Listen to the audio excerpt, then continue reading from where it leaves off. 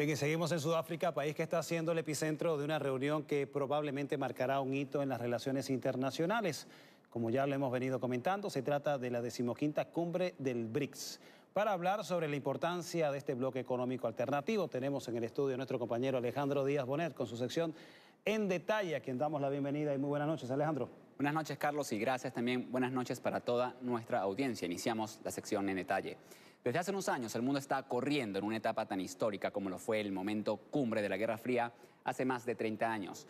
La reunión de los BRICS, que está sucediendo en el suelo africano, establece un precedente en este momento histórico.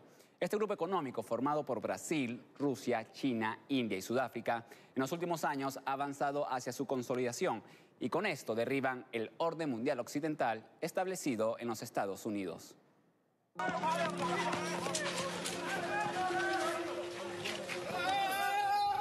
En un momento tan complejo y convulso para la historia contemporánea de la humanidad, la hegemonía occidental pende de un hilo. La guerra de Rusia contra Ucrania ha entrado en una fase peligrosa. Las tropas ucranianas avanzan lentamente. El informe dice que si nada cambia, los déficits fiscales y la deuda de Estados Unidos va a seguir creciendo durante las próximas 3 décadas. El grupo de los BRICS, conformado por Brasil, Rusia, India, China y Sudáfrica, se presenta como una respuesta a ese orden mundial en crisis y el continente africano está siendo el principal protagonista del temblor geopolítico.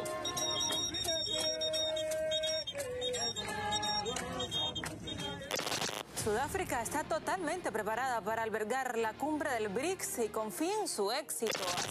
La 15ª cumbre de los BRICS, realizada en 2023, da los primeros pasos hacia una reformación del sistema financiero internacional y de las relaciones entre los países del denominado Sur Global. Un último asunto relacionado con los BRICS.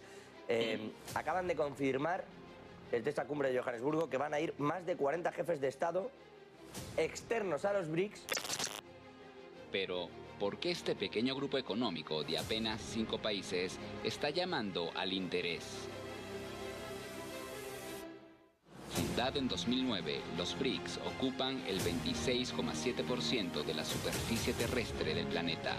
En las 5 naciones se encuentran importantes recursos naturales y energéticos como petróleo, gas natural, carbón, minerales y tierras agrícolas, así como el 41% de la población mundial.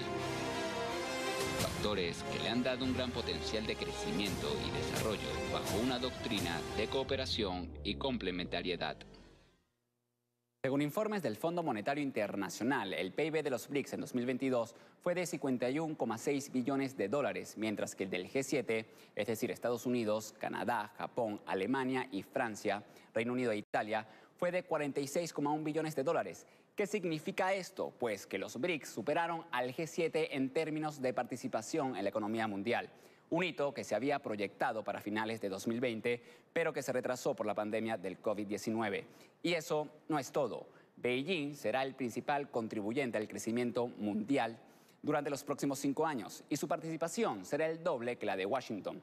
De acuerdo a los datos del FMI, solo China, Brasil, Rusia y la India aportarán casi el 35% del crecimiento mundial hasta el 2028, mientras que el G7 contribuirá con menos del 30%.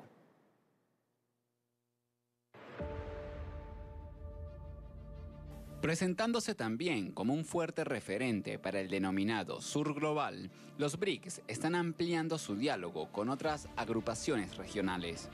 El cónclave de 5 economías emergentes tiene relación directa con la Unión Africana, la Comunidad de Estados Latinoamericanos y Caribeños, CELAC, y el Consejo de Cooperación del Golfo, que reúne a las potencias energéticas de Oriente Medio. Y es que los países del grupo BRICS, es decir, Brasil, Rusia, India, China y Sudáfrica, ya tienen más peso en la economía mundial que el propio G20. Y en un contexto donde las instituciones financieras creadas luego del Tratado de Bretton Woods en 1945, como el Fondo Monetario Internacional o el Banco Mundial, que no han podido aliviar las crisis del mundo, 44 millones más de personas que sufren hambre en el mundo. ¿Por qué nos sirven las políticas internacionales de ayuda? Que aumenta la pobreza mundial, lo dio a conocer justamente la Organización de las Naciones Unidas. El apoyo financiero de este grupo a través del Banco de los BRICS significa una alternativa para las economías en vías de desarrollo. Países que buscan salir de sus crisis estructurales provocadas por la imposición de malas políticas occidentales. A participar mucho más fuerte en la estructura financiera global para que países endeudados, por ejemplo Argentina endeudada con el Fondo Monetario Internacional, pueda solicitar un préstamo de ese banco o de alguna otra institución de los BRICS, realizar los pagos correspondientes al FMI, ya que aparecen acompañados con muchísimas condicionalidades políticas, y después aparecer endeudados con un acreedor en términos políticos mucho más benignos. La inclusión de 23 países del denominado Sur Global dentro de la organización de los BRICS representa que cerca del 85% de la población mundial y un 40% del PIB mundial se dirigen hacia la configuración de un nuevo sistema económico y comercial que determinará el futuro de la humanidad para los próximos 200 años.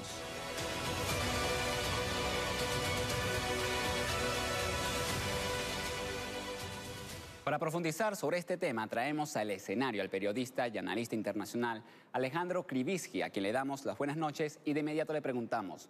Es notorio la creciente influencia que ha tenido el grupo económico de los BRICS en esta última década, mientras que al mismo tiempo la hegemonía de Occidente se ha ido deteriorando. En este escenario, ¿los BRICS realmente pueden marcar un cambio en el orden mundial económico?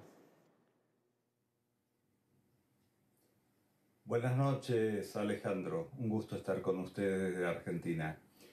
Los BRIC son la oportunidad de consolidar un cambio en el orden económico y social del mundo. Es consolidar un mundo multipolar y de múltiples posibilidades para los pueblos del sur global, que deben despertarse. Todos los pueblos del sur global deben despertarse y unirse en un solo sur, ya que somos los países que tenemos todo lo que el norte global necesita para sobrevivir a su propia catástrofe.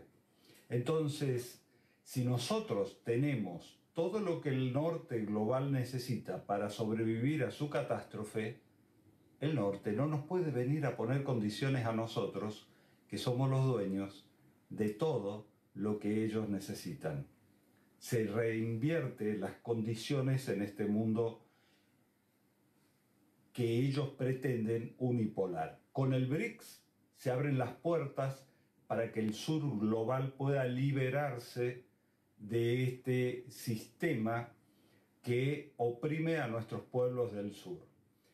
Así que bienvenidos los BRICS como el primer paso en la construcción de un mundo multipolar y con más equidad y justicia y respeto, por sobre todo, a la soberanía de los pueblos.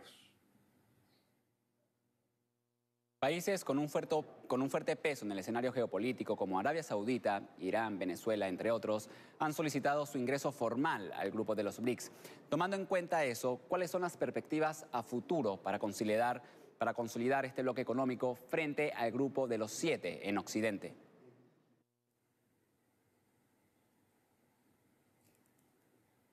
Muy buena pregunta, Alejandro.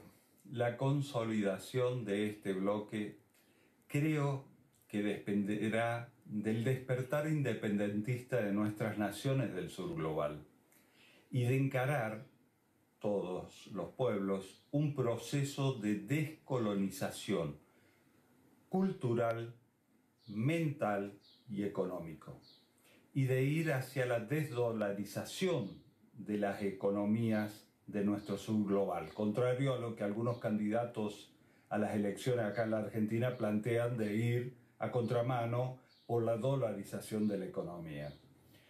Debemos entender que el mundo no está en crisis, el mundo, como nos suelen decir, sino que la crisis es de la civilización que nosotros denominamos occidental. La civilización occidental está en crisis. Esa civilización occidental que está en crisis tiene un sistema económico que fracasó, se llama capitalismo. El capitalismo, como lo conocemos, ha fracasado, no da resultado a los pueblos, es depredador. Por lo tanto, debemos entender que no se trata solamente de cambiar un sistema económico, lo que hay que cambiar es un cambio, hay que ir hacia un cambio civilizatorio. Entonces, al cambiar y generar ese cambio civilizatorio, debemos construir los sistemas económicos que cada pueblo considere mejor para que haya pan arriba de la mesa de todos los latinoamericanos. No se trata, insisto, de cambiar un sistema económico. Se trata de cambiar una civilización. Y creo que el BRICS es la oportunidad que tenemos, el sur global, para hacer este cambio y de esta manera salvar al mundo de toda una civilización de muerte, de una civilización depredadora, de una civilización que va a terminar con la especie humana. Es la oportunidad de generar un gran cambio en el mundo a partir de esta cumbre y su consolidación.